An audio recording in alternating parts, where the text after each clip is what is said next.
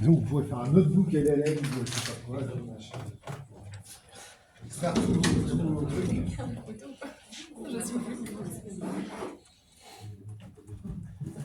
So we switch back to English now. The floor is yours.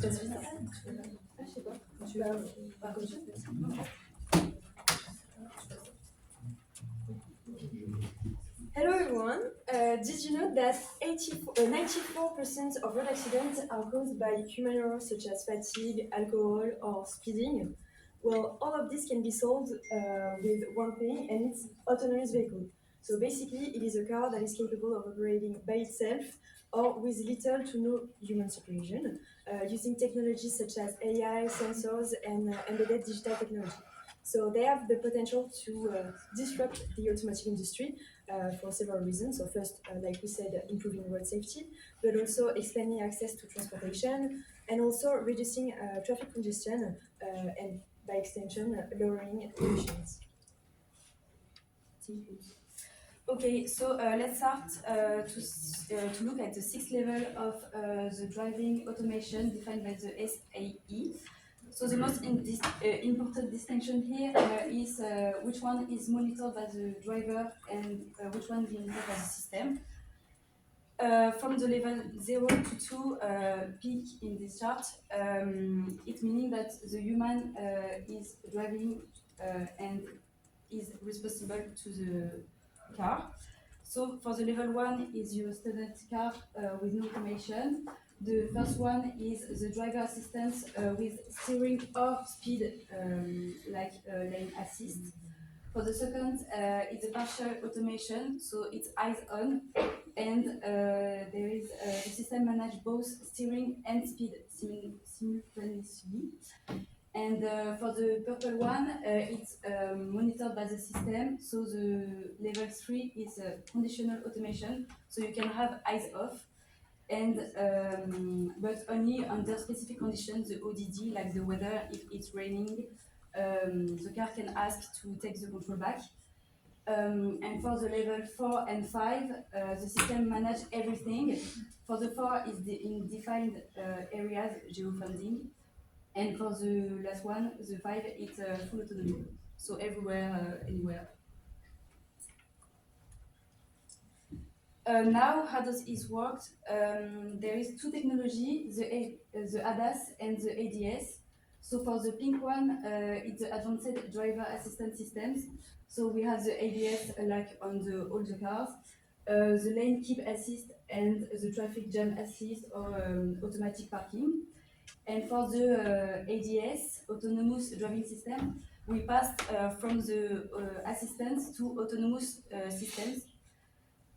So there is the takeover request and the minimal risk condition that ensure the human can regain control if the car hits its limits. And for the level 3 too, there is a system redundancy with LiDAR, radar, and cameras. And by the level 4 and 5, we rely on the high definition, mapping and GPS and AI to handle the total elimination of the ODD. And for the current market, let's look at what we can buy today. So for the 0 and 1, it's the everyday cars that everyone has. And for the 2, it's available in mid-range and high-end model. So we have Tesla and BMW. For Tesla, we can think it's level 4, but the human driver is still legally responsible, and we must remain eyes on, but the hands off, so it's the level 2. And for the purple one, we move to the innovation part. So we have in the conditional automation, Mercedes and Honda that have the legally right to do it. And for the level 4 is currently reserved for the professional transport. So we have actual deployment with Robotaxi in USA with Waymo, the most famous one. And in China, Pony AI, and in France, we have Mila Group, but it's just a shuttle and not a robotaxi. And for the 5, it remains a goal for the future. So now let's break down the system architecture to understand how an autonomous car works. So without going now into all the technical details, an autonomous vehicle works through 4 relative simple steps, kind of like a human driver. So first, it perceives its environment and its surrounding with sensors. Then it localizes itself precisely on the map. And based on these two information, it can actually make decisions using AI, and these decisions are then translated into mechanical actions.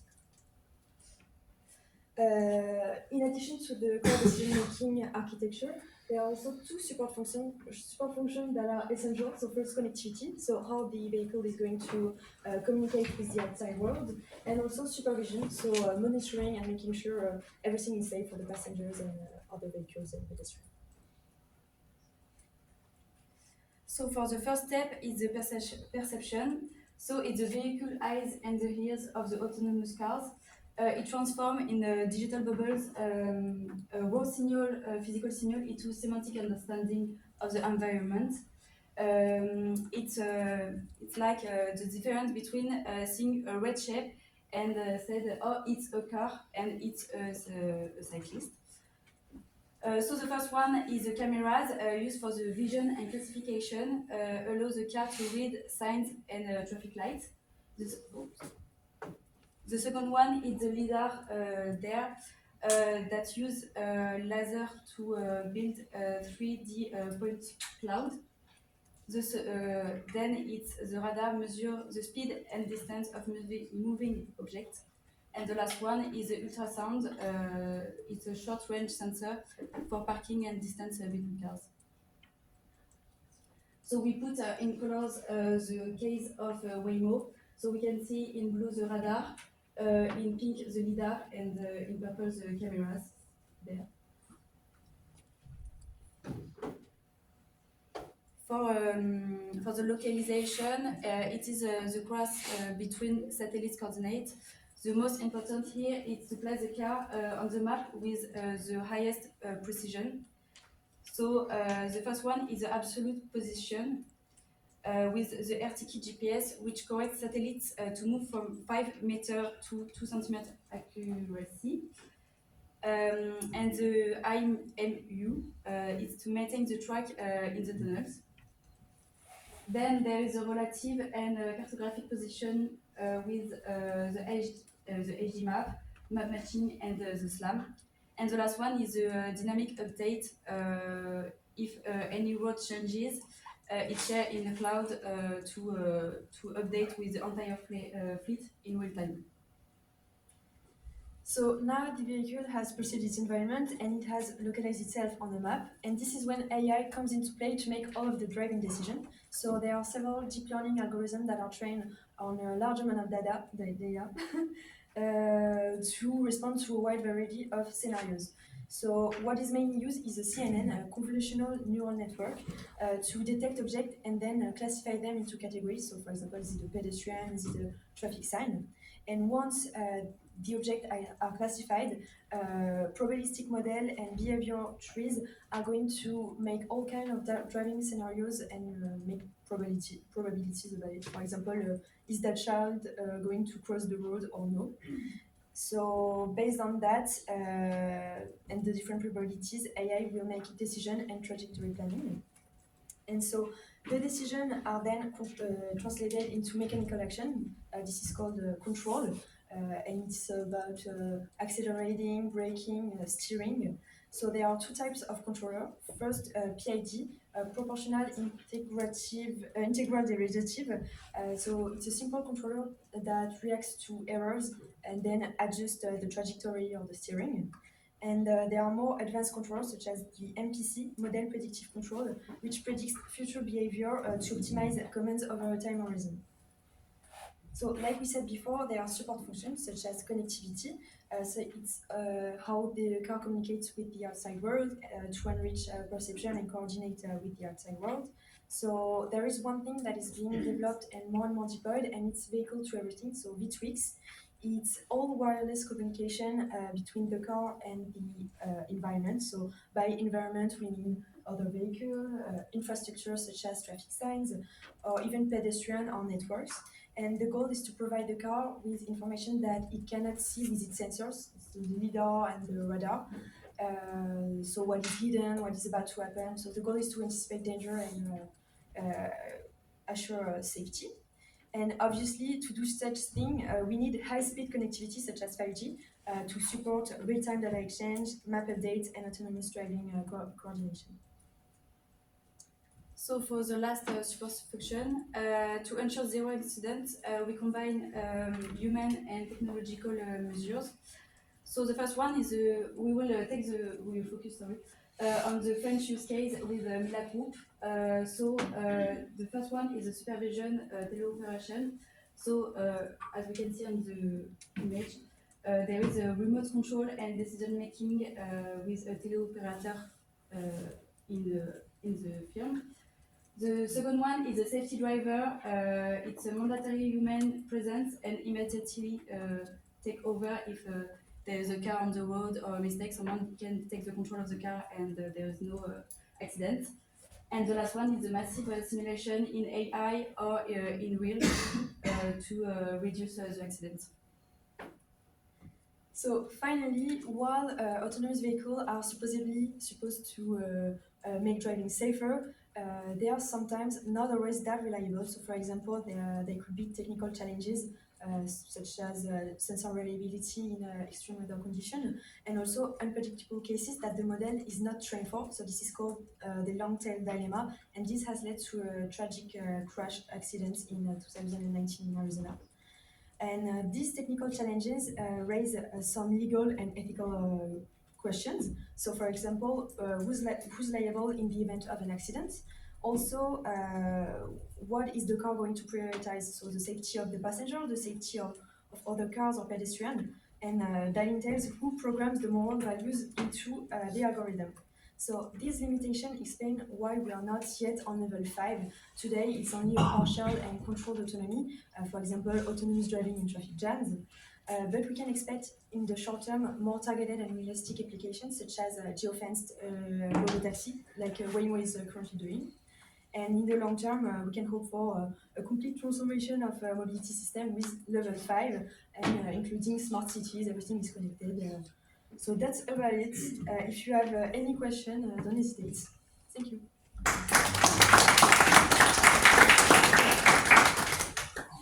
Any question in the audience? So I've got questions. Can you remember us what is a LiDAR exactly? LiDAR? It's laser that made a 3D point cloud for the perception of the car. Okay, it's laser compared. The name comes from the radar, right? It's a radar instead of radiation. It's light and laser. It's a laser light. Yeah, but it's not in the radar because there is a radar for the distance. There is radar Yes. with microwaves, Mm. and there is LiDAR with laser. Okay. You mentioned several times SLAM. SLAM is. Can you precise what it is? It allows the car to map and locate itself at the same time. And what does it mean SLAM?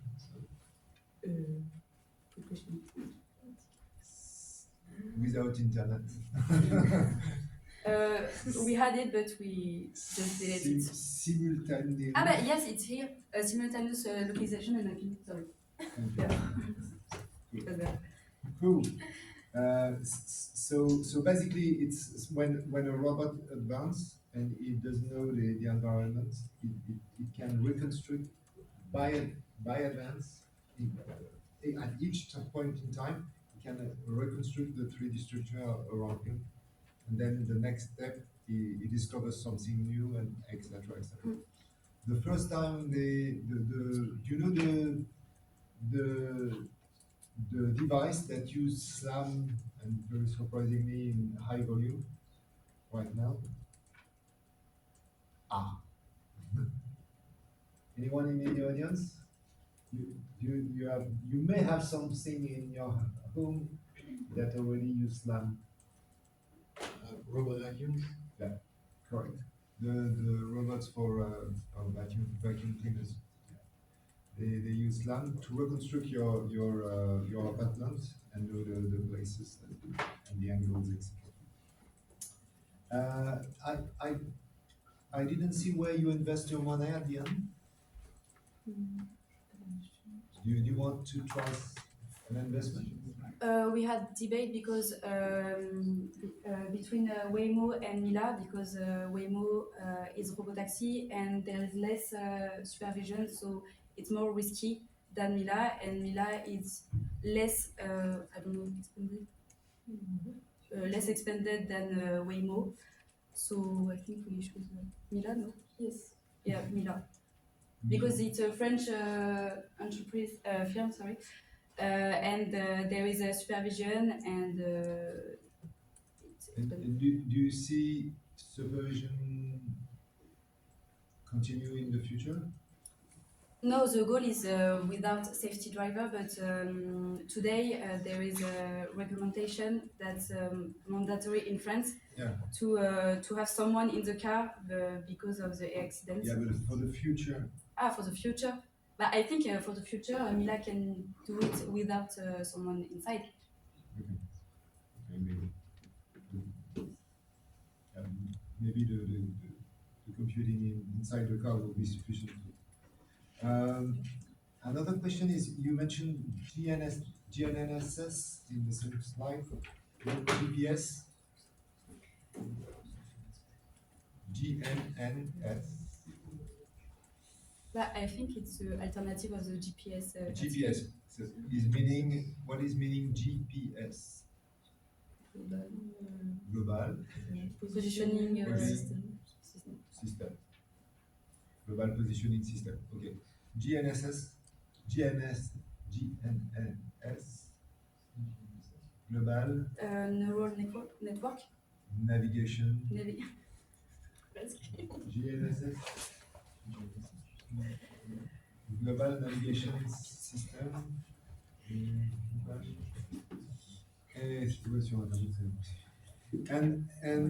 Is there a GNNS for Europe? Is called.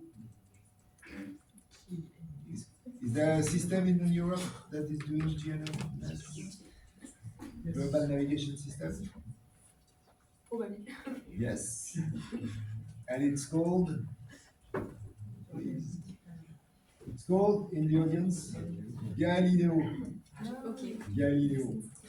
And the resolution is lower or higher than GPS?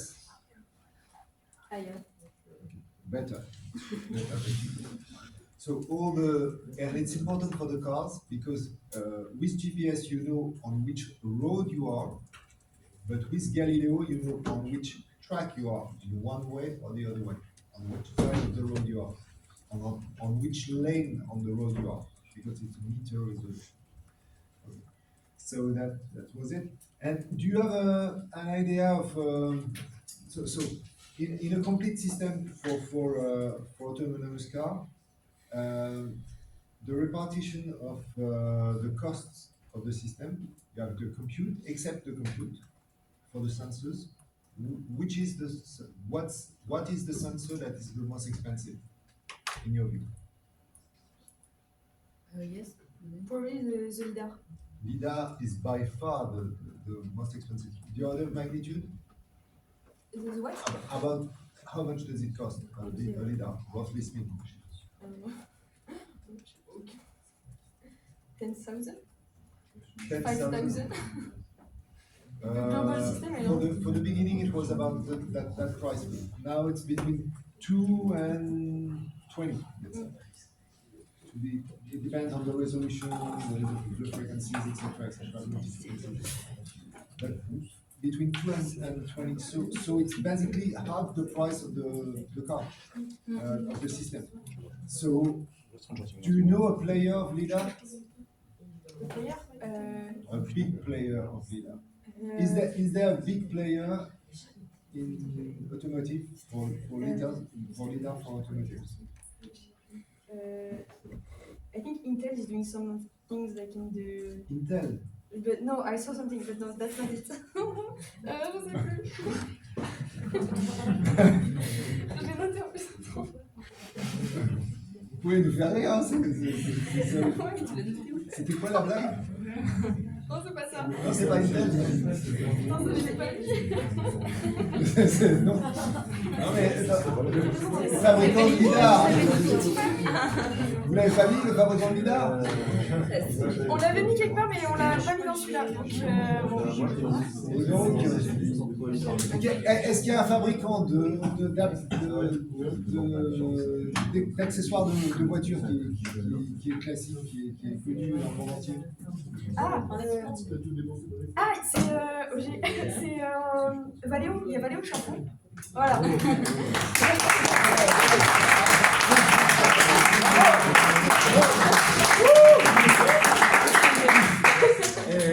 Et donc Valeo, ils sont très bons et ils ont réussi à faire tomber le prix des lidars. Valeo, ils ont réussi un truc extraordinaire. Ils ont pris des lidars de Google qui commençaient à $20 000 il y a 5 ou 10 ans. Ils ont réussi à les porter à 2000. Ils ont divisé par 10 le prix des lidars. C'est balèze. Donc à ce moment-là, on s'est dit, ah, ça va décoller. Pas encore. Les volumes ne sont pas là. Mais en tout cas, Valeo, c'est pour ça que Valeo, c'était une. Il y a certains de vos anciens à qui on avait fait des exposés. Valeo, j'étais assez bullish sur Valeo et vous regardez le cours, vous avez m'envoyé. Mais le raisonnement, c'était ça. La voiture autonome va arriver. Donc, en fait, je vous conseille, quand vous faites des investissements, vous essayez de faire un raisonnement. D'ailleurs, la voiture autonome va arriver, oui, non. On peut prendre le pari que oui, ça va arriver. Après, on dit, est-ce qu'il vaut mieux jouer les fabricants de voitures ou les équipementiers? C'est peut-être plus sûr de jouer les équipementiers, parce qu'ils fournissent plusieurs fabricants. Je ne sais pas si c'est Renault qui va gagner ou Mercedes, je ne sais pas. Mais Valeo, ils fournissent 80% du marché. Ils ont 100% des radars de recul. Les trucs qu'on dit sont recul. À 90%. On se dit que c'est pas idiot de faire le radar de bord. Voilà. Et après, on se dit, il faut que le prix c'est-à-dire que si l'option d'une voiture autonome coûte $50 000, ça va passer. C'était ça leur idée.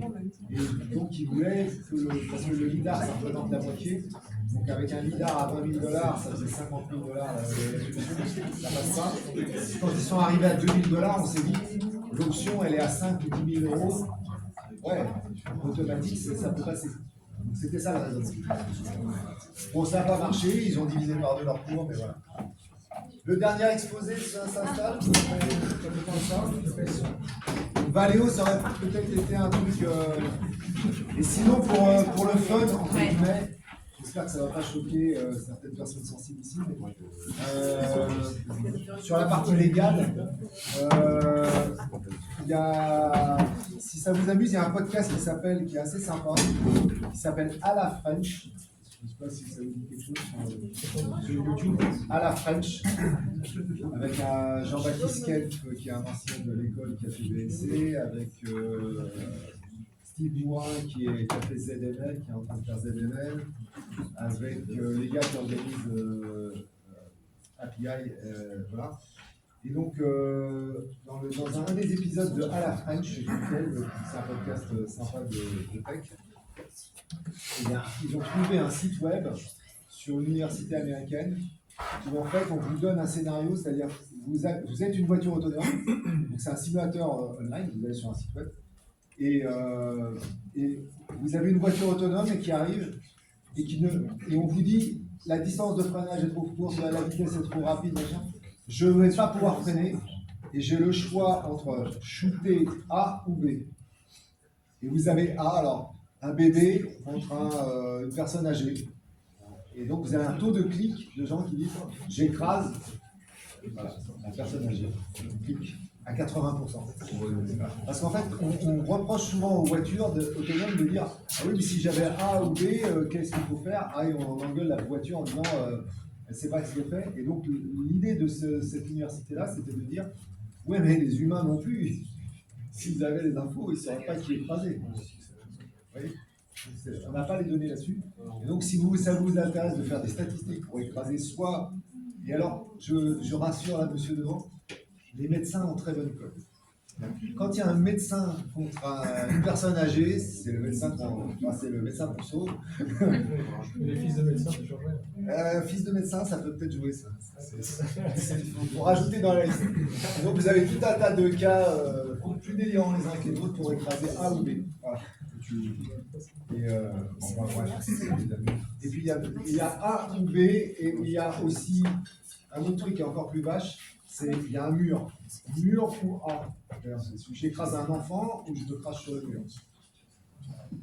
Et là, voilà, les gens cliquent. Donc vous verrez un épisode où ils sont en train de cliquer, ils hésitent. C'est moyennement marrant. Enfin, c'est pas drôle. C'est juste pour dire qu'on reproche des choses aux véhicules autonomes, mais même les humains ne savent pas trop ce qu'il faut faire. Voilà. The last but not least exposé of the day is now. So the floor is yours. Hello everyone. Before we dive into the technical details of this project, I have a question for you. Who here ever had an MRI scan? So you should know that it's cold, it's loud, and you kind of feel trapped in a giant tube. We started working on this project, nitrogen vacancy centers, because we heard about a very specific way that could take this massive technology, the MRI, and shrink it. But to help you better visualize what it's all about, I prepared a short video for you.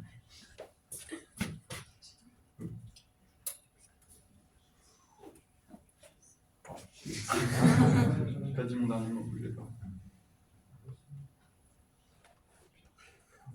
Ça avait marché tout à l'heure.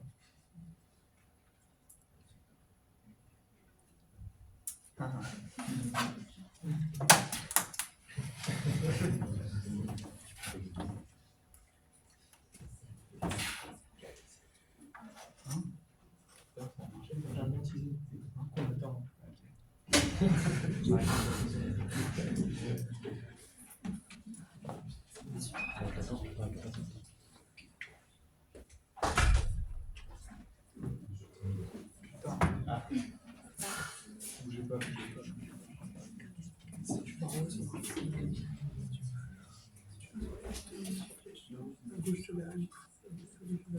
À droite déjà.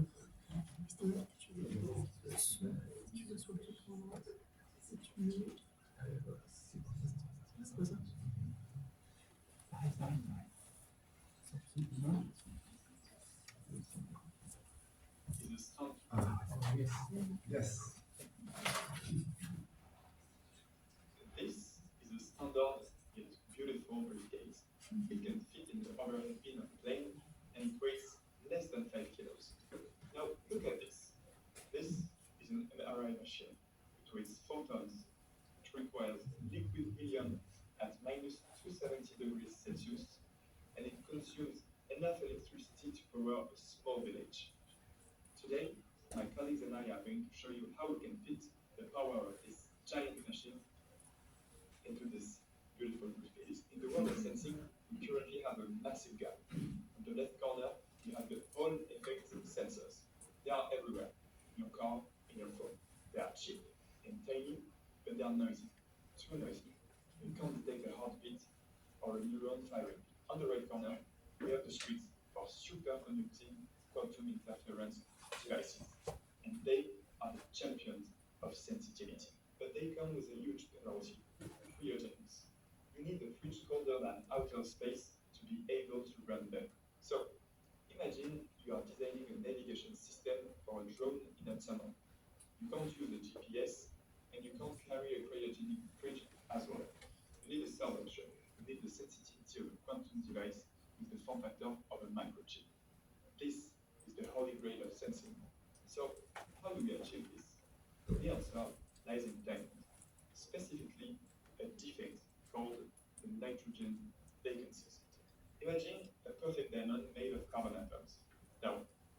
carbon atoms, replace one of them with a nitrogen atom, and leave the other spot empty.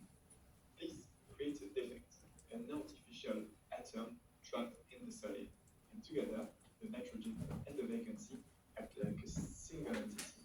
This is called an NV center. This center possesses a quantum property called spin, and this spin is extremely sensitive to magnetic field, just like two tiny compass needles. When both are pointing up, the spin is equal to 1. When both are pointing down, the spin is equal to -1. And when there is one up and one down, the spin equals 0. And how do we read a single atomic spin without a $1 billion lab? We use lights. And this process is called ODMR, optically detected magnetic resonance. We shine a green laser onto the diamond. The NV center absorbs this energy and emits red light, fluorescence. And here's the magic trick. The intensity of the light changes depending on the spin of the NV center. Since the spin is determined by the magnetic field around the diamond, when the magnetic field changes, the brightness of the red light drops. This means that we can convert and how to measure a magnetic field into an easy-to-measure photon count. And because the rigid diamond lattice protects the quantum state, we can do this at room temperature. My colleagues are now going to walk you through the next steps of this presentation, showing you how useful this technology could truly be. Thank you. So, yes, thank you very much to the sponsor of this video. I originally made that video because I wasn't supposed to be there when for the first date of the presentation, but I still wanted to show this to you because I work on it. As you can see, I didn't have the same haircut, so I did this a while ago. So now, Lydie, the floor is yours. Okay.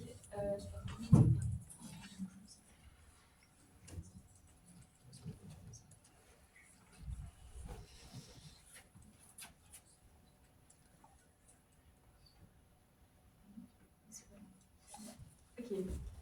So what can we do with NV quantum sensing? Once you realize that we can detect extremely small magnetic fields at room temperature and integrated in a solid chip, you realize that there is a huge range of applications for it. So I'm going to talk about it now. So the first one is medicine. Every time your heart beats, or every time there is a neuron that fires in your brain, there is a tiny electrical current that flows, and wherever there is a current, there is a magnetic field. And these fields are really small, but they carry really precious information. And today, if you want to measure brain activity, we need to use a really huge machine, like an MRI, which is really annoying because it's noisy and everything, like Mathis said. And it's really expensive and only available in some specialized hospitals. But with the NV centers, we could think about measuring the brain activity with a portable room temperature magnetic sensor that could detect the neural activity or the cardiac signals, for example, without a really huge machine like the MRI. And this will open the door to wearable brain-machine interface, like the photo. And we could monitor it in the real time for like neurological disorder, for example. The second application we can think of is the navigation. Imagine a drone that is flying really deep underground, for example in the metro or something like this, or a submarine that is deep in the water, or a spacecraft that is really far from Earth. In all of these cases, the GPS doesn't work on its own, so we need to think of something else. We could use what we need, is a way to sense our motion relative to the Earth, and we could do this by measuring tiny changes in the magnetic fields. And with the NV-based magnetometers, we could do this, and it is the solution. This will combine quantum level sensitivity with chip scale integration, and this will mean that we have a navigation system that is compact, robust, and autonomous, simply with a diamond and a laser. This could refine navigation in a GPS-denied environment. Another major application is the electronics. Modern electronic devices are incredibly small and complex, and there is a current that flows through all of these devices, but sometimes they are only a few nanometers wide. By measuring those currents directly, measuring those currents directly is extremely difficult, but with NV centers, we could image the magnetic fields to see the current in at real time.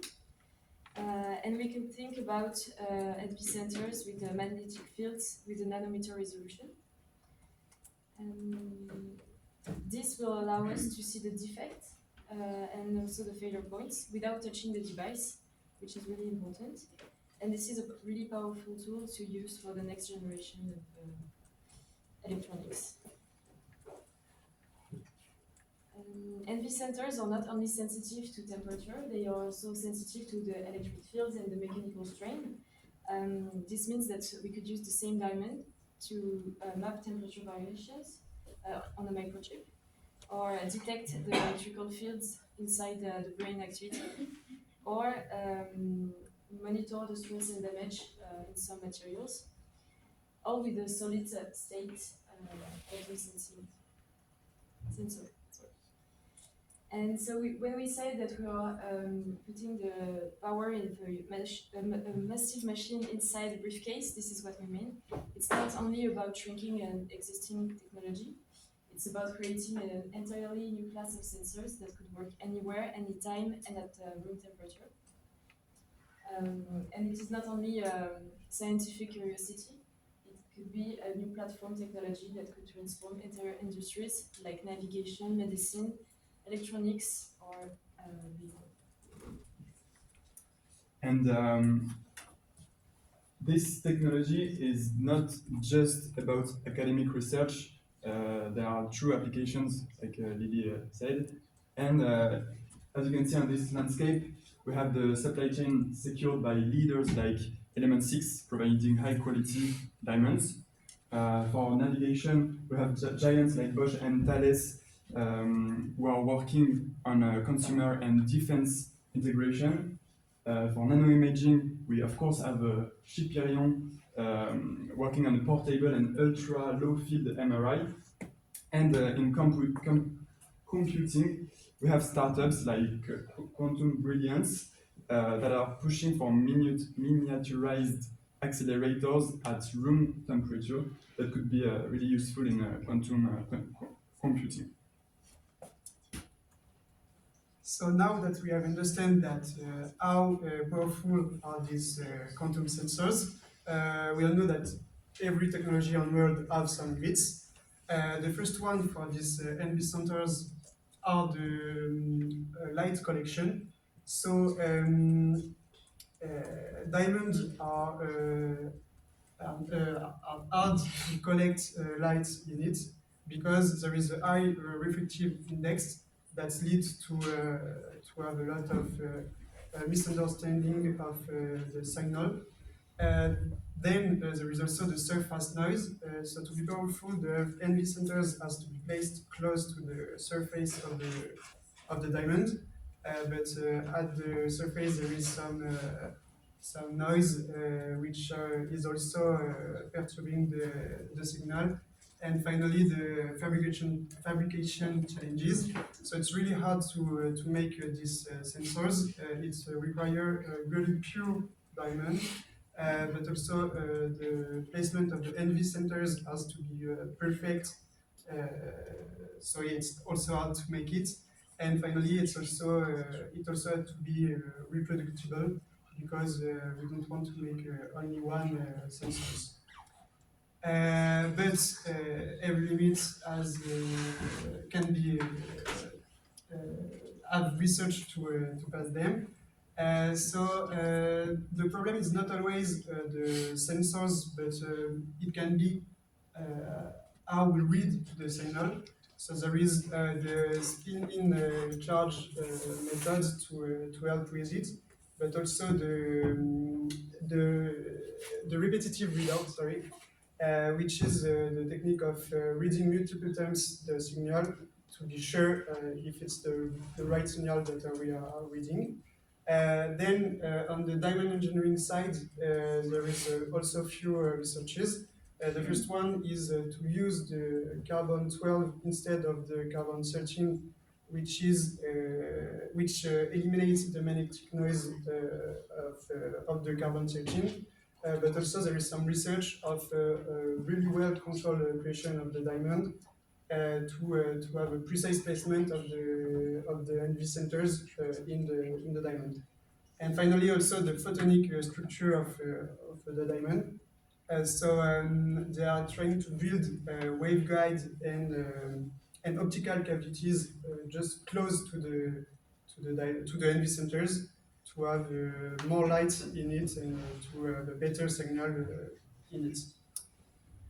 So to conclude, we now understand that it's a really powerful quantum sensors, which can operate in room temperature. Compared to all other quantum technology, it's really a big advantage, and it can fit in a briefcase, as my colleague said. There is also a multimodal sensing, so as Liz said, it can work on magnetic, electrical, and temperature field. And finally, it has really a real-world impact. So it's not only a laboratory experience, but there are real-world applications such as navigation, medical, and electronic. So to summarize, it's really a new quality of sensors, which has big capabilities, but real-world applications. Thank you for listening.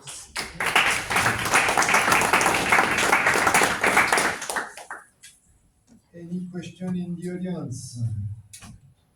For sure. Okay, thank you. So I've got some questions. For the applications, so what because you said at the end that there is lots of applications and they are really numerous. Which one do you foresee the short-term ones? That could be the low downlink fruits in English. You see what I mean? I saw that the field of microchip debugging could use this technology. I'm not exactly sure how and why, but I think this is a case that could be used very soon. Okay. Chip verification. Any other one? Is it already used right now? Yes. Is it already used right now? Yes. In which applications? I think in microchip verification it's used. Okay, I will have to dig that, but not sure. And one application that is really deployed, used in production right now? No? Anyone in the audience? Chez Thales en français. Chez Thales, ils ont utilisé vraiment cette technologie. Ils ont livré l'armée française avec. It's about weather captors, sensors, no? Ils ont mis un détecteur de métal ultra sensible au bout d'un câble qui est héliporté par un hélicoptère du coup. Et avec ça, ils voient la masse magnétique des sous-marins nucléaires. Au lieu de les détecter à 10 mètres d'eau, ils les chopent à 50 ou 100 mètres. Je ne sais pas si vous voyez ce que... C'est-à-dire que la chasse aux sous-marins, c'est transparent. Le problème, c'est que c'est connu maintenant. Je crois qu'il y a d'autres personnes dans le monde qui savent le faire. Dans les concurrents, vous voyez le jeu à suspect. Il paraît que la Chine sait traquer maintenant les satellites. Donc c'est vraiment un vrai cas d'usage où alors là, l'implication, elle est, je sais pas si vous voyez l'implication. Donc, en fait, c'est carrément la dissuasion nucléaire qui est at risk. Et, on rigole moyen. Donc, parce que savoir où sont les sous-marins, c'est quand même un petit peu gênant. Surtout avec un petit truc qui est de la taille d'une boîte de savon, quoi. Voilà. Ça, c'est une des applications. Mais par contre, alors c'est vrai que les applications, vous allez en avoir. Et alors, si ça révolutionne, parce qu'on l'a vu dans l'exposé précédent, ceux qui ont fait l'exposé sur l'imagerie médicale, là, vous imaginez le MRI, enfin l'IRM qui coûte 5 tonnes, machin, puis d'un seul coup, ça devient une valise. Donc là, c'est vrai que. Et alors là, il y a. Donc, l'avantage, c'est que c'est non invasif, non machin, non radial, radiant, non, etc. Il y en a dans toutes les ambulances. Enfin, c'est extraordinaire. Et en plus de ça, il y a une très bonne nouvelle, c'est que l'IRM, ça voit très bien ce qui se passe dans le cerveau.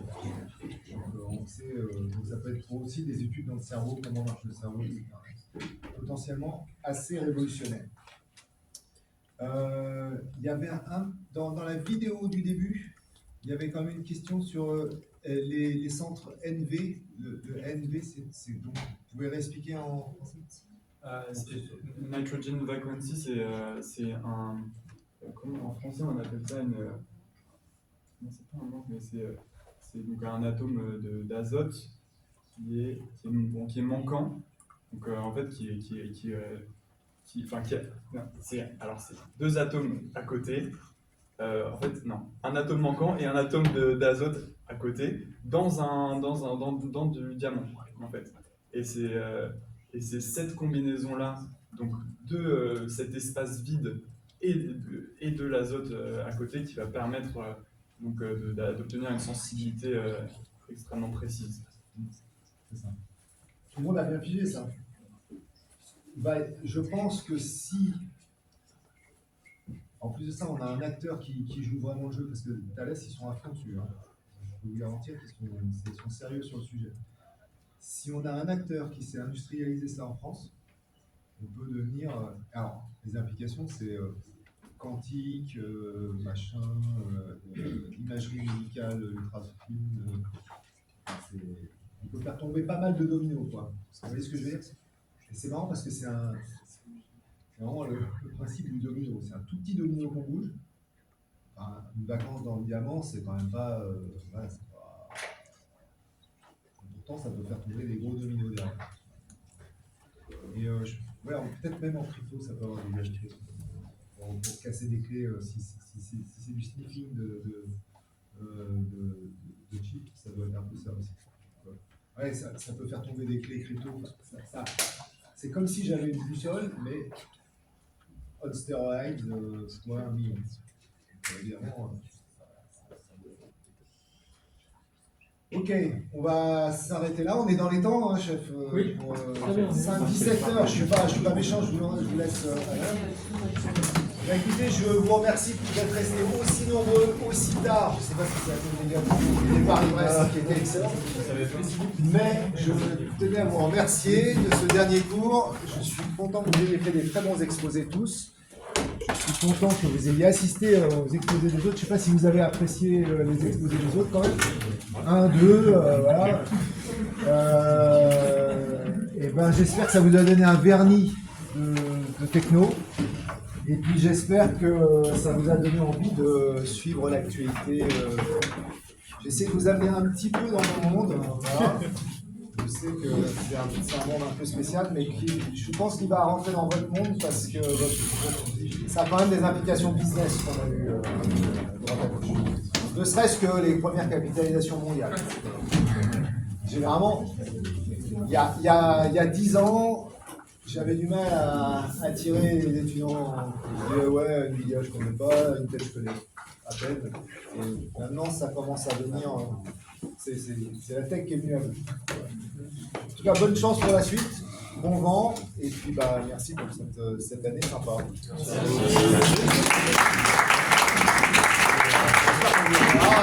verra l'année prochaine au cours annuel, juste avant les euros du lendemain où j'aurais fait une blague sur des je vais peut-être pas des je retiens sur le Paris-Brest. Je vais dire crêpes maintenant. Les crêpes c'est plus jouable. Le tuto qui sont. Merci pour cette année, c'était sympa. Et puis, par contre, bonne chance pour la suite. On se reverra aux les anciens.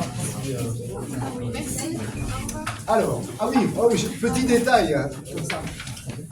Vos notes sont. Donc Ghislaine garde toutes les notes à 0 tant que vous n'avez pas envoyé vos slides. Parce que les années précédentes, on demandait gentiment les slides. On les envoie. Alors, ouais, on va envoyer sur ça. Il y avait les livres où j'avais rajouté les Je n'ai pas accès. Ah non, on vous a tout envoyé On là-dessus. les envoie juste. Ghislaine. Ah, faut envoyer Ghislaine va me Ghislaine. faire un gros zip et vérifier que les sacs sont arrivés. Ok. Et puis bah, bonne chance. Et puis j'espère que comme ça vous pourrez passer des entretiens. Vous mettez 5 minutes sur un sujet là. Comme ça. Merci beaucoup. Merci. Bonne chance pour la suite. Et alors, du coup, non seulement vous savez faire des gâteaux, vous savez faire des gâteaux. Vous avez eu le cours de Grégory ou pas?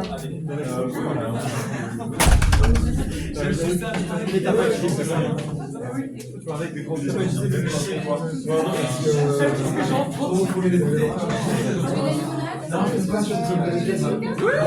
c'est une inspiration.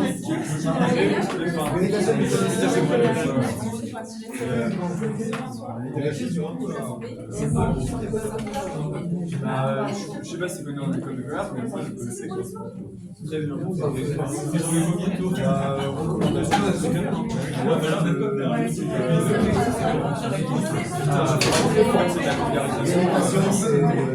Non mais c'est bon, non, en vrai, Je sais pas si vous avez vu le dernier.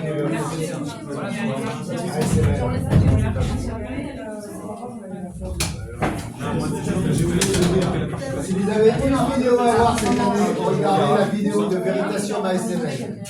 C'est ma dernière vidéo pour vous. Vraiment, regardez, vous allez voir 40 vidéos. Je pouvais pas la quitter hier. Et là où je reviens. Adoré. Et je vois, ce soir, il y a une énorme guerre qui s'organise. Mais je sais pas si j'ai.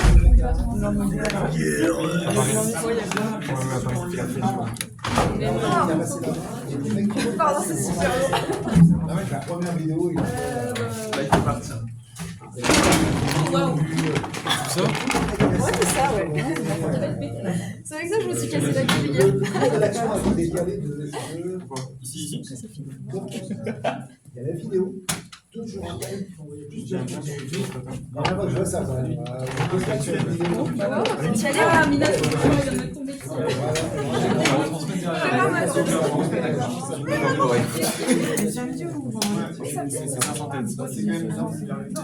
Ah non, moi je suis bien avec j'ai des escarpes similaires. On n'entendait pas, mais j'ai dit.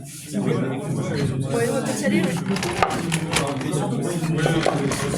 Eh mais non, c'est pour lui. Nina, Laurent, ça va? t'es sûr? Végétation, mais c'est un bon. Ouais, exactement. Ça serait peut-être intéressant de voir avec Grégory, parce que je pense que toujours des vidéos un peu sympas. Après, là, moi j'ai repris du. Parce que franchement, si vous pouviez générer des vidéos. Là, votre vidéo elle est online, mais elle est publique ou pas? Oui, bah, vous avez sur la promotion. Après, Parce que franchement, c'est des vidéos comme ça peut être vraiment c'est très qualitatif. Hein, et ça n'a rien à envier à une vidéo d'ingé. Mais franchement, après, le mérite est aussi pour les. Parce que j'ai pris du contenu aussi déjà existant pour les illustrations. Donc, parce que sinon, c'est pas ça. L'orientation est possible. Non, mais oui, par mais contre, c'est ça qui est je pense que maintenant, il y a un truc dont les gens vont s'en servir, qui est borderline, mais qui va se faire quand même, et qui est très très pratique. Vous prenez une image pleine de droits, vous dites un truc qui s'appelle à la Ghibli, ou à mettez n'importe quel nom de BD, voilà. Le truc vous fait un truc qui est complètement différent. Pour retrouver la signature, c'est ce que tu peux. Oui, vous brossez. Là, je trouve pas. Non. En fait, non. pas aujourd'hui. Et donc, par exemple, il y a un truc qui arrive maintenant, là, il y a plein plein de blogs maintenant qui utilisent des trucs à la. Car ça marche super bien, parce que les audiences augmentent. Donc, il y en a plein. Il y a un grand panneau là, qui fait pas mal de trucs sur les LLM. Et il fait à la Astérix. C'est excellent. Alors, je dis ça fait des blagues, hein, c'est incroyable. On voit genre de Romain qui porte le truc, explique. Et en plus de ça, le prompt est con, c'est explain me blablabla phénoménon à la Astérix. Le truc, il arrive à prendre pas des blagues, mais on voit de Romain qui porte le truc. Enfin, je pense qu'il y a un boulevard pour la vulgarisation scientifique. Parce qu'il n'y aura pas de business derrière. Malheureusement. Et Veritasium, je vous l'avais mis dans les vidéos à voir avant la rentrée. Que personne ne regarde jamais, n'est-ce pas? Il y avait beaucoup de vidéos à regarder. Hein? Mais on a regardé celle en gras. Mais parce que, Oui, c'est ça. Vous en aviez mis, en fait, vous aviez mis des vidéos en gras, des liens en gras. Ah oui, si, c'est ça. Et on a regardé les liens en gras, mais. j'ai mis en gras. Vous avez une vidéo, non? Non, il y en avait que- Ouais, il y avait Back to CES, Back to Olivier CES. Drati, il y avait je sais pas qui. Vous les avez vus? Ouais. Je suis ému là, parce que si vous écoutez ce qu'on demande avant les cours, alors là, pourquoi vous les avez regardés? Parce que généralement, ceux d'avant, ils ne regardaient pas les. Et vous l'aviez redemandé? Vous l'avez redemandé au premier cours, on se regardait entre le premier et le second cours. Oui. Ah ouais, pas dans le premier cours. D'accord. Moi, c'est un étudiant quand même. Sur un quoi? Sur la flèche. Ah ouais. Ah ouais. Mais je sais pas, quand on s'était tous mis en bas là. Et ça vous avait plu quand même hein? Oui, c'est vrai, je crois. Tu vois? Ouais, il y avait des trucs sympas. Bah, à la limite, ce serait intéressant pour vous, a posteriori, de mettre. C'est peut-être à vous de mettre en gras ce que vous avez bien aimé. Mais je pense qu'on peut faire une liste, parce que la liste est équilimétrique si on veut faire. En tout cas, il y a la vulgarisation scientifique. Il y a comment ça s'appelle, la plus belle expérience de physique, là, les formes de YouTube, de machin, là, super cette vidéo-là. Il y a la vidéo d'un mec qui est très bien aussi, Michael Launay, en maths, vous l'avez mis, je pense. Vous l'avez mis, je crois. Il a écrit un bouquin extraordinaire sur l'histoire des mathématiques. Enfin, il y a vraiment des trucs, c'est vraiment sympa. Je pense qu'avec en générant des vidéos fun, genre à la. Et à la Ghibli, vous savez que c'est comme ça que ChatGPT est devenu l'application numéro 1 sur mobile. Hein. C'était fait pour. Ouais. Ils savaient que, en fait, ils ont cherché la stratégie pour avoir du mass market. Et le truc à la Ghibli, selfie à la Ghibli, et on voit la notion de l'application, le buzz. Quoi. Donc c'est pas vraiment, enfin ce qui est désespérant, c'est que c'est pas très, c'est pas pour apprendre, c'est pas pour le bien de l'humanité, machin. Non, c'est pour faire un selfie à la Ghibli que j'ai installé à Ghibli. En tout cas, merci beaucoup pour cette année, c'était sympa. Et puis, la c'est fini. C'est fini. C'est fini jusqu'à j'espère cela. C'est sympa. Et vous allez avoir vous avez fini Grégory ou pas? Non. Je crois que c'est la partie autonomie digitale et en compte la partie. Ça vous plaît ce qu'il fait quand même? Ouais. Je pense que c'est un cours à regarder. Ouais, c'est ça, c'est lui, il rentre dans le pratique. Et puis surtout, il fait des démos, des trucs comme ça. Et ça, je pense que ça plaît. Et puis, vous avez déjà. Il a commencé? Ouais. C'est un peu plus raide peut-être. Ouais, on s'en a dit dans Mais- Ce qui branche sapin. Ouais, Surtout, ouais. il est bon. Oui, ça se voit. Il a l'air, mais que c'est nous qui on l'est pas. Il est très bon, Hugues. Et c'est pour ça que je lui ai piqué un peu son introduction à l'IA, mais c'est pas grave. Parce que, Vous bossez un peu ensemble? En dehors de centrale, je veux dire? il y a le micro ici. Et, Ça veut dire oui, mais je ne peux pas en parler. C'est encore. c'est ça, on peut en parler. On est dans une boîte, on a monté une boîte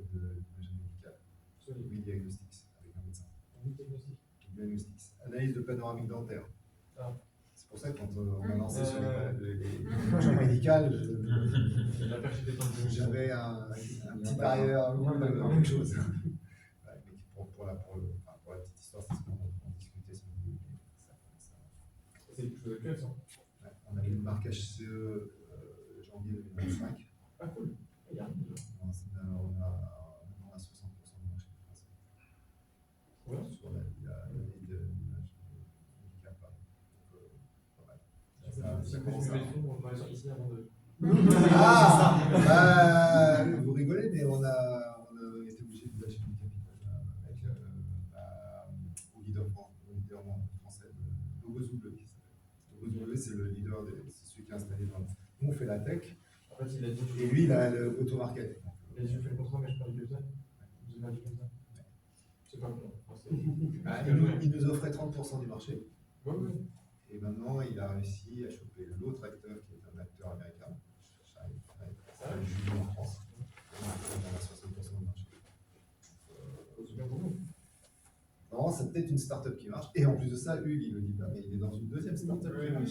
C'est sûr qu'il veut être mon associé, c'est une C'est facile la dernière. voilà, c'est ça. Donc, Ouais, j'ai vu ça. et il passait à la télé, il paraît qu'il y a son nom dans le. Oui, l'épisode. il est dit, ouais. Merci Hugues. Oui, c'est ça. Ça va, c'est là. Ouais.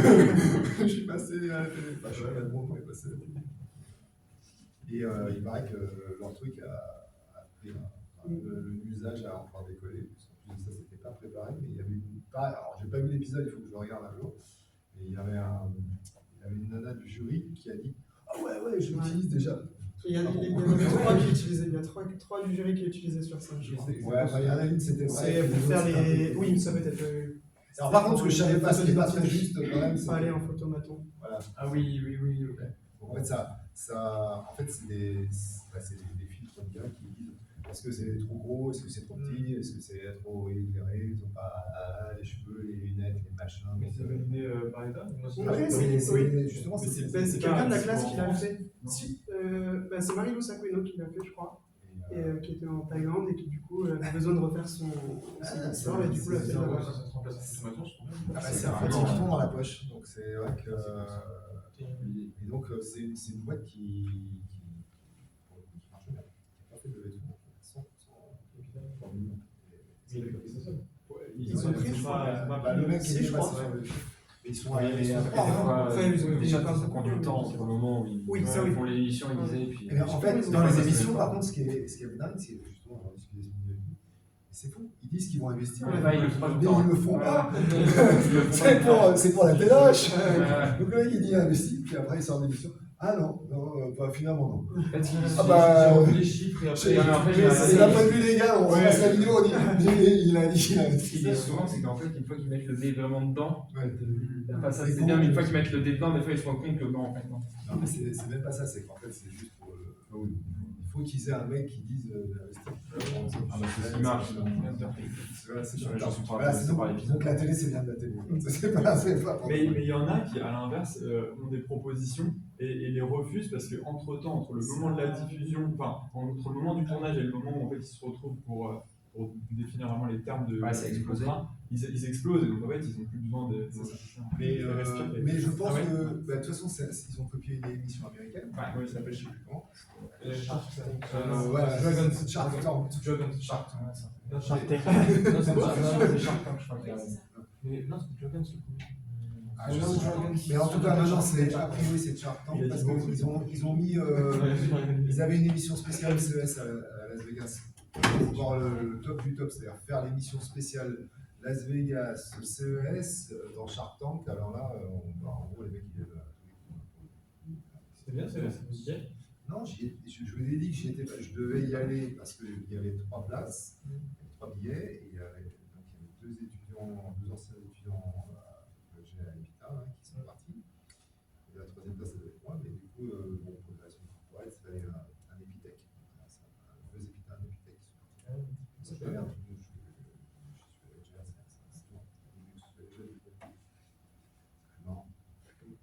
Mais par contre, je me suis fait toutes les nuits, ça, par contre.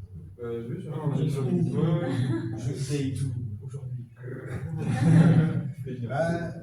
Je me suis dit, ouais, il y a pas mal d'anciens élèves qui regardent, qui sont sont intéressés. Et puis surtout, enfin, je pense que ça manque. En fait, là, ce qu'ils vont faire, s'ils ont fait des capsules vidéo, tout ça, ils vont plus de 100 heures de vidéo là. Là, on est en train de faire le back from CS pour Orange. Il y a celui de Bouygues Télécom qui est passé. Et, on va certainement faire un avec d'ici Bruno. Il y a plein de. Ça vous intéresse? Ils ont un. Moi, c'est des anciens étudiants à moi de l'ITA, mais ils ont monté une assoce qui s'appelle TechUp. Et TechUp, c'est ceux qui gèrent les étudiants sur Vivatech. Tous les t-shirts orange, machin, ils gèrent 500 sur Vivatech tous les ans. Et donc, l'idée, c'est pour faire le CES, donc ils font un point sur Vivatech. Donc, Vivatech, c'est notre grand truc. On fait l'événement, les machins, tout ça, on va être présent là-dessus. Mais que pendant, parce que c'est tous les 6 mois, enfin c'est tous les ans, mais c'est en juin, pendant c'est bien janvier, CES.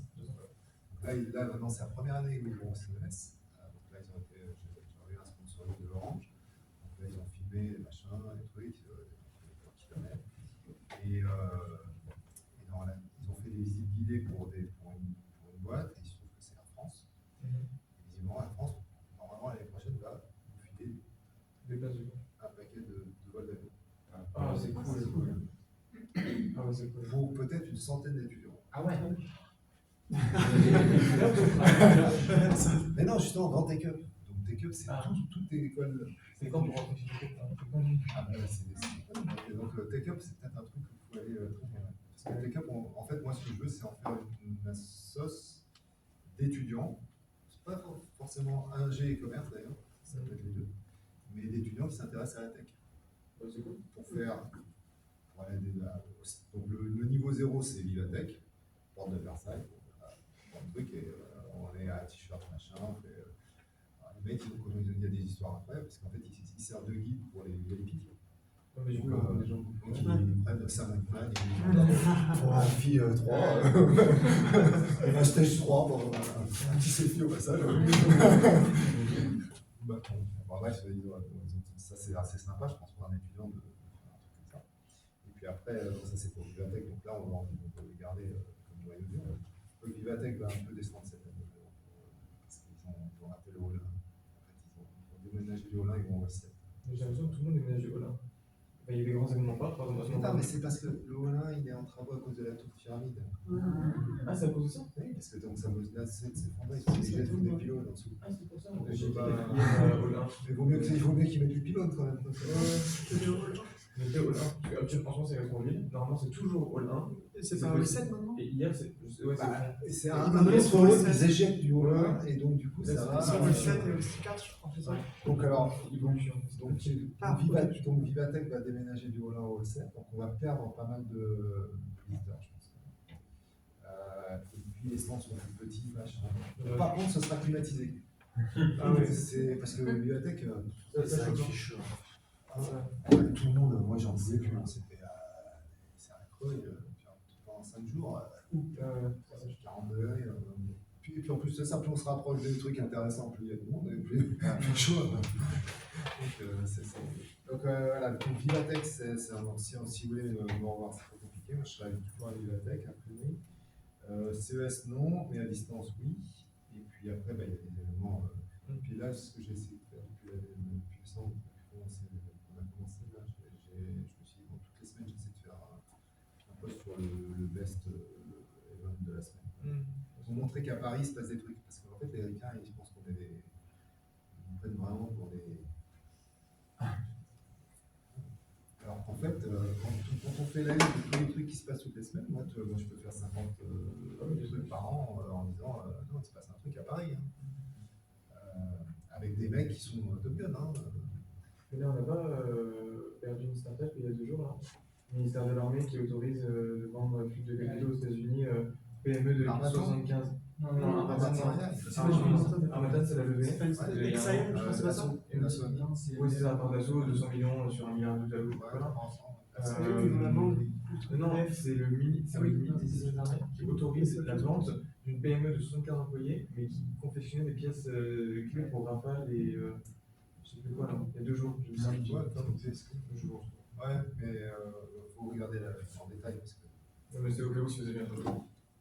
En fait, l'armée a ce qui s'appelle la BITD. Ça veut dire quelque chose? BITD. BITD. Base industrielle, technologique, de défense. LMB Aerospace. Ah, c'est bon, celui-là? Il faut voir s'ils sont dans la BITD. Mais ça ne va pas. Quand vous faites un truc qui est sensible, vous rentrez dans la BITD par la DGA. À la deuxième, on va donner un avis négatif. Ah, alors c'est peut-être dans la BITD. Le ministère de l'économie a autorisé la vente. Peut-être qu'ils vont pas. C'était rendu à Loire. À qui? Loire, groupe. Je sais pas qui c'est. C'est Américain. Américain. Enfin, bref. Donc, mais en tout cas, je pense que c'est intéressant que. Alors, avant, c'était Olivier Zrati qui faisait le bac from CS. Alors, lui, c'est Olivier Zrati, c'est un jour où vous voyez, c'est un bon, quoi. C'est 300 pages. Je sais pas faire ça. Même à 4 étudiants, même avec ChatGPT, même avec. Il n'arrive pas. Puis je pense pas que ce soit le format, parce que vous donnez un pavé de 400 pages. Une génération, c'est ok. Dans le Ouais, rodage. c'est mettez dans la lettre. Résume-le-moi. Résume-le-moi en moins d'une page. Voilà, ah ouais, ok. Et non, c'est pas ça le sujet. Donc ça marche pas. Donc du coup, ce qu'ils ont pris, c'est l'approche capsule vidéo. Une petite capsule vidéo une minute sur chaque stand, 1 minute. Comme ça, ils ont plein de stands dans l'intervenant. Et après, ils ont la version longue pour les corporates. C'est-à-dire, pour les corporates, pour Orange, ils ont tous les rushs. Ils ont 300 gigabytes, donc ils ont 300 heures de machin de rush. Mais c'est trop aussi. Donc, ils font version courte, version longue. Je crois que c'est de l'ordre de 5 minutes pour les corporates. Du coup, c'est des ventilateurs, mais spécialisés dans le militaire. Donc, il y a Rafale, Gazelle, les gros porteurs, les Leclerc et les sous-marins porte-avions. C'est des ventilateurs.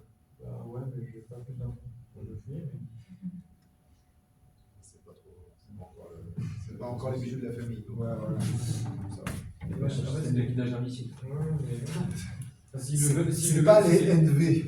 Parce que alors là, mais je pense que ça part pas. si c'est juste un ventilateur et que ça peut refaire chez eux, ils n'auraient pas acheté. Ouais. C'est qu'il y a personne dans derrière. T'achètes pas pour acheter. Ah bon, voilà. Donc, en tout cas, les histoires de. Si vous voyez des trucs de à droite à gauche, c'est intéressant. Donc, j'essaierai de faire toutes les semaines un post. Voilà, essayer. Ok. Bon. Et c'est vrai que c'est intéressant de montrer en fait qu'on n'est pas si coup de coude pour le bonheur. Par exemple, là j'étais avant, enfin, c'était hier, là, juste avant votre truc, c'était hier soir. Hier soir. Juste avant le truc, j'étais à Bercy, là, aux assises de l'embarqué. Aux assises de l'embarqué, il y avait 2 boîtes du CES. Il y avait Assign, qui a fait un super chip ultra low power, machin, qui fait de l'IA et tout ça. Et Montaigne, qui étaient tous les deux au CES. Ils sont fait primer, histoire de dire, ok, quand ils rentrent chez eux, aussi le prix du trophée de l'embarqué en vedette France. C'est pas pareil que le CES. En tout cas, voilà, c'est les mêmes personnes. C'est sympa. Et puis, si vous voulez travailler dans le domaine, c'est peut-être sympa. Là, il y a un de vos anciens, il y a un bon plan hein, pour ceux qui s'intéressent à la tech. C'est un mec qui s'appelle Adam Crémy, ça vous dit quelque chose? Vous devriez le contacter sur LinkedIn si ça vous intéresse. Il a trouvé un très très bon plan dans une boîte de centralien qui fait de l'analyse financière de start-up tech et qui prend en stage à la modique somme de. Avant comment? Adam, ADN, MSTM, Adam. Bah, demandez à Ghislaine. Adam. Et Damien? Hein? Et Damien? Non. Cremsi. Vous allez me faire. C'est Porcher les noms là. Adam, c'est sûr. De l'année dernière. C'est pas compliqué à trouver. Par Camille, Decosta. New Street Researcher. Ouais, c'est New Street. Ah Et on a eu un stage. Ouais. Ah, Alors, Il y a une offre de il y stage. a une Ouais. offre de Ah, stage. mais parce qu'il est à New York. Londres. Oui. Il est à Londres. Ah, c'est ça. Mais en fait, ils ont des bureaux à Paris qui vont ouvrir, machin, truc. Ouais. Et il est à la modique somme de, je sais même pas moi, en stage. Tous les 7. Non, je sais plus combien. C'était- Ça fait beaucoup. Quoi. Je sais plus Ouais, combien c'est- ou je sais plus combien. C'est pas le mieux que j'ai vu parce que je connais les salaires. Moi, mon record à étudiant, c'est 5 000 $ par mois, plus voiture de loc, Un stage. plus pour le stage. Mais c'est des ingés, ça, monsieur. Ouais, parce que Non. c'est Siemens Elciner à Princeton. Qui font les images des MRI. Et là, c'est top de l'IA. Et on Ouais, on avait reçu une offre, Palantir, 200 000 annuel. Palantir. Mais c'est 1 sur tout le plateau. Et c'est un mur. Mais il y a ces mentions qu'on peut, c'est américain. C'est ça, c'est très. Mais en tout cas, en stage, j'ai ça. Et sinon, en sortie école, j'ai. Siemens Elciner, c'est ceux qui font- c'est l'imagerie médicale IA. Les mecs qui ont les gros trucs de 5 tonnes. D'où l'intérêt d'enlever les lacunes NV. Parce que l'imagerie médicale, il y a plein de pognon. Et Il n'y a pas de pognon dans les hôpitaux, mais il y a plein de pognon dans les équipes. Ouais. Et non, mais c'est un ingé, du coup, c'est un. C'est un ingé, mais en tout cas, Siemens Elciner, ça fait très bien. Ils ont un truc en Allemagne, je sais plus. Moi, j'ai vu plein de mecs. Est-ce que Siemens EDA, ça paye bien? Siemens EDA, c'est bien, oui. Pourquoi? Siemens EDA, je vais vous dire pourquoi. Alors, si je vous dis c'est bien, ça ne veut rien dire. Je vais vous dire pourquoi c'est bien. Parce que Siemens EDA, ils viennent de faire. Je vous invite à regarder. Alors, ça doit être CES Day One, pas le D0, le Day One. Il y a une conférence de Siemens, du CEO de Siemens. Et puis blablabla. Et à un moment donné, il y a Jensen Huang dans la conversation, si vous écoutez bien, il dit blablabla, blablabla, et à un moment, il fait et les chips.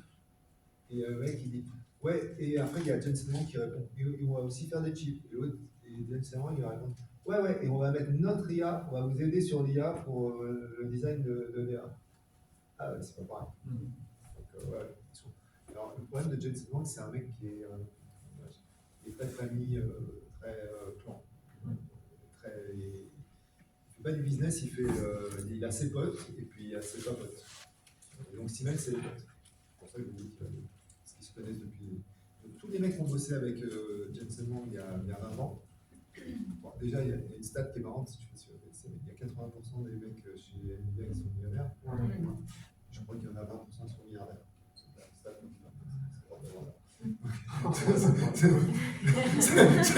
c'est sandwich. Mais en fait, les mecs qui sont milliardaires, c'est parce qu'ils l'ont suivi quand c'était des cartes graphiques de merde et qu'il était dans la mouise et tout le monde disait il y avait une telle qui était là, c'est le pauvre, il n'y arrivera jamais, ils sont morts et tout. Et puis bah c'était avant hier. Et donc ce qui est marrant, c'est qu'il a gardé le côté, c'était mes potes d'avant, quand j'étais dans la galère. Et il veut le bien de ses potes d'avant. Il est parfaitement anti-business. C'est pas du tout il est pas froid du tout. Il est familial. Un de nous, hein. Quoi? On est un cran là, un plan. Voilà, c'est ça. Donc il y en a un qui est milliardaire et tous les potes, On partage tous. Comment ça se fait? Et donc il a tous ses potes, ouais. Et nous, on a eu la chance parce que à l'EPITA, il y avait pas mal de fous du genre à l'époque qui aimaient bien le jeu, le machin, les trucs graphiques à la con. Donc moi j'ai un mec que je connais bien qui s'appelle Sébastien Denis, le vice-président du software développement chez NVIDIA. C'est le mec qui à Noël m'a amené un petit carton de 15 kilos avec 10 cartes H100. Ah non, ok. Une H100, ça vaut 50 000 $. Il m'a amené $1 million comme ça en disant pour l'EPITA. Non, pour l'EPITA. Et en plus de ça, ils ont jamais c'est été pas perso. Ils sont en Chine là, Après, bizarrement, il leur restait 8. ouais, c'est ça. Ça, c'est le Malheureusement, il avait mis sur la feuille qu'ils m'ont fait gagner. Mon boss l'a lu. Mais par contre, ce qui est marrant, c'est que c'est des cartes, elles ont encore une valeur, c'est que c'est des cartes de décommissionnement du data center sous NVIDIA. C'est des cartes qui étaient sous le siège d'NVIDIA, qui ont été enlevées pour mettre les dernières versions. Donc c'est ça. Donc ouais, c'est des mecs qui sont plutôt cool en fait. Enfin, bon, ils sont cool parce que ils sont cool. En stock option.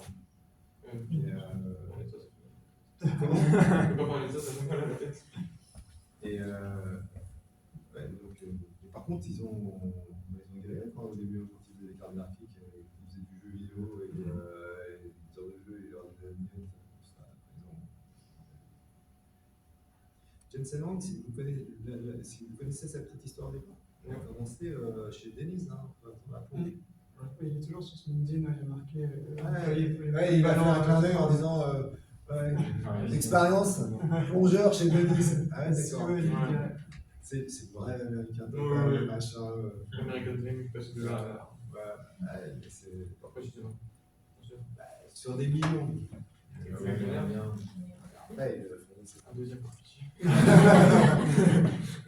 Vous allez pas aux US, hein? Non, je suis chez moi. J'ai dit le French Dream. Avec ton jambon beurre là. C'est quoi le French Dream? Le French Dream, tu veux avec de l'argent, tu repars sans rien. C'est méchant. Je pense que pour monter une start-up en France, c'est bien. Pour la développer, c'est un peu moins facile. Mais pour la monter, il n'y a pas mieux sur la planète. Puis là, il y a quand même des bonnes nouvelles. AMI, il y a un mec qui va se mettre en France. Lui, il reste perso à New York. Et il reste à New York. Et en France, il y a UMA, il y a Vessora. Donc ça, on commence à avoir 2-3. On n'est pas Mickey sur l'IA. Et par contre, les autres, ils sont Mickey. Alors qu'en Europe, les Allemands, là, vous faites quoi, les gars? Les Allemands, ils la ramènent pas. Et puis les Italiens, ils n'ont pas grand-chose. On est les seuls à prendre le cap. Mais c'est pas facile. Hein. Puis là, ça va tanguer en plus. Les Américains vont comme ça. Ils ne l'ont pas, mais là, ça va. Ouais, mais avant, on était quand même. Plus que quoi. La Fayette, tout ça. Ça a remonté loin, mais. On leur rappelait, voilà. C'est nous qui, au début, comme Jensen, on est des potes. Maintenant, ça marche plus. Non. Les Chinois, je pense qu'on va être obligé de bosser ensemble, mais ça va pas être. Alors, le pire, c'est que Xi Jinping, quand il vient en France, vous savez où il va? Il va. Ça va se bled. Au bas de la N20, là, dans un bled vers Montlhéry, ou un truc comme ça. Ouais. Parce qu'il y a Mao Tse-tung, il y a des mecs qui est parti, qui est venu en 1910, il est venu faire je sais pas quoi et il a été hébergé dans le coin. Enfin, en sorte, Montlhéry, vous vous rappelez, Montlhéry, quoi. On va mettre une petite statue, une petite plaque. Et donc, il commence sa visite ministérielle, sa visite présidentielle par cet endroit. Les mecs, les flics, ils sont là. Putain, il faut sécuriser. C'est quoi cet endroit? On sait que vous aurez l'adresse, les gars. C'est pas la Tour Eiffel. C'est vraiment un des trucs très bizarres. Immobilier à Montlhéry. Comment? L'immobilier à Montlhéry. Ouais, va monter, il faut acheter la place en face. Il y a l'hôtel. Je fais des hôtels particuliers que je vends en Chine. Ouais. Bon, faut aller en Chine. Vous aimez les produits français quand même? D'accord. Vous aimez bien les produits français quand même? Ça, j'en sais rien. J'en sais rien, parce qu'il paraît qu'en fait, le Louis Vuitton, là, les sacs Louis Vuitton, c'est Ah oui. c'est une espèce de blanchiment d'argent. Ah, là-bas? Non, Oui, s'ils les achètent pour le ils les vendre. achètent. Ah oui. C'est le truc, parce que en fait, le principe, c'est je peux acheter un truc 1000 ou 10 000 balles ici, Mhm. je vais dans n'importe quel Louis Vuitton du monde, je reviens aux Émirats Unis, on me donne des dollars, machin, je vais aux US, c'est des dollars, on me le rachète en dollars, je vais en Australie, en australien dollar. C'est de la monnaie, quoi. C'est le même dollar. Donc, je pense que c'est ça le truc. Parce que des mecs, quand on voit des mecs qui sortent avec 10 sacs Vuitton, Ah oui, dans ce sens, oui, on oui, se oui. dit. Mm. Et, Il y a une limite d'achat maintenant.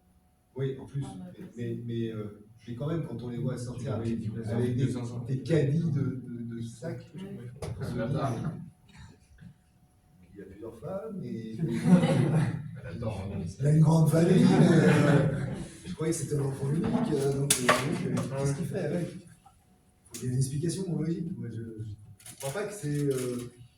Il regarde les coutures, tu vois, je ne vois pas le. Non, mais quand je les aime bien, c'est parce que par exemple, chez nous, en Alsace, il y a une école de vin qui a été montée, une école de vin internationale. Et c'est que des Chinois. C'est investi partie, donc un par un Alsacien et Ah un oui. Chinois. Et il n'y a que des Chinois qui étudient dedans pour prendre le savoir. Ah ouais, c'est ça l'intérêt. Ouais, bah, de toute façon, la copie des vins, c'est en France qu'il faut dire. Ouais. La cuisine, c'est pareil. Donc, ça, c'est sûr qu'il est responsable. Alors, par contre, vous, si vous êtes vraiment pâtissier, il y a peut-être un business à monter. Hein. Ah bon? Ouais, Moi, je ne comprends pas Si ça. tu veux monter des pâtisseries en Chine, je viens avec toi, mec, on est millionnaire demain. Mais déjà, aux États-Unis, ça marche tellement. Ah, Ouais. C'est impressionnant. C'est quoi le business à côté en pâtisserie? Je vais vérifier que les caméras sont coupées. Ça fait